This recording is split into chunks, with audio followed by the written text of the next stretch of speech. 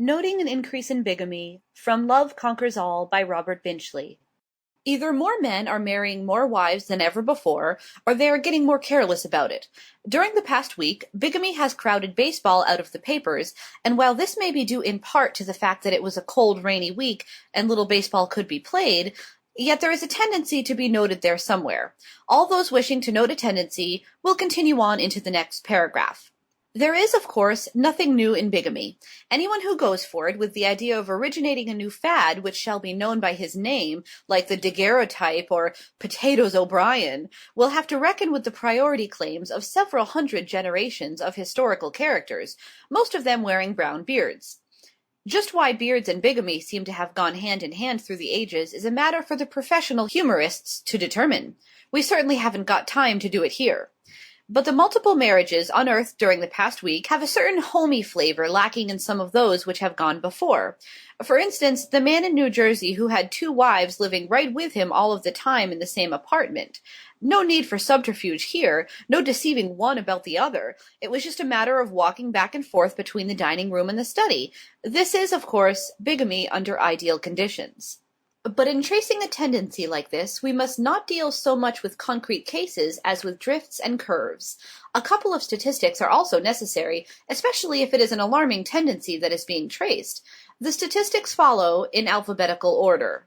In the United States, during the years 1918 to 1919, there were 4,956,673 weddings. 2,485,845 of these were church weddings strongly against the wishes of the bridegrooms concerned.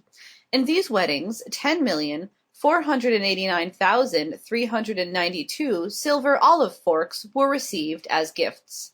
Starting with these figures as a basis, we turn to the report of the Pennsylvania State Committee on Outdoor Gymnastics for the year beginning January 4th, 1920, and ending a year later. This report being pretty fairly uninteresting, we leave it and turn to another report, which covers the manufacture and sale of rugs. This has a picture of a rug in it, and a darn good likeness it is too. In this rug report, we find that it takes a Navajo Indian only 11 days to weave a rug 12 by 5 with a swastika design in the middle. 11 days. It seems incredible. Why, it takes only 365 days to make a year. Now, having seen that there are 73,000 men and women in this country today who can neither read nor write, and that of these only 4%, or a little over half, are colored, what are we to conclude? What is to be the effect on our national morale? Who is to pay this gigantic bill for naval armament? Before answering these questions any further than this, let us quote from an authority on the subject, a man who has given the best years, or at any rate some very good years of his life to research in the field, and who now takes exactly the stand which we have been outlining in this article.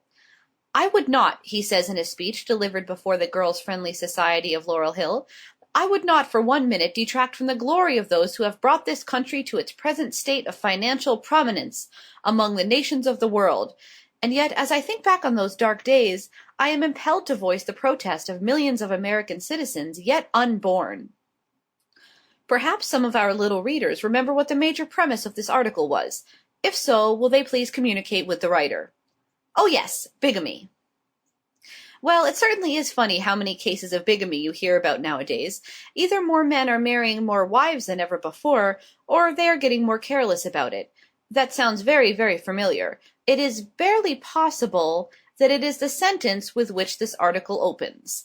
We say so many things in the course of one article that repetitions are quite likely to creep in. At any rate, the tendency seems to be toward an increase in bigamy. End of Noting an Increase in Bigamy from Love Conquers All by Robert Benchley. Recording by Rosie.